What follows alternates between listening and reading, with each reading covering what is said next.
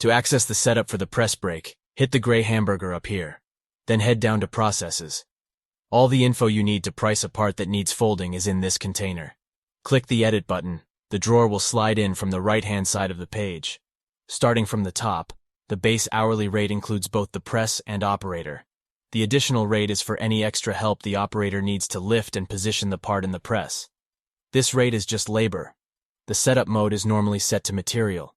This spreads the cost of setup across all parts that have the same material thickness. You can have this set to line item, but the setup price will be added to each part in the quote. The setup percentage slider here will allow for the tooling. To increase it, add a higher percentage. To decrease it, lower the percentage. The production override slider here allows for things like repositioning and stacking the part on the pallet. The press brake setup is kept nice and simple for you. It's by design. There is a complex setup that is hidden in the back end of ToolBox that will look after things like tool length, press width maximums, etc. My advice here is to leave these both on the default 100% until you have done a few quotes and have got your head around it. You can always come back to this page and adjust them later.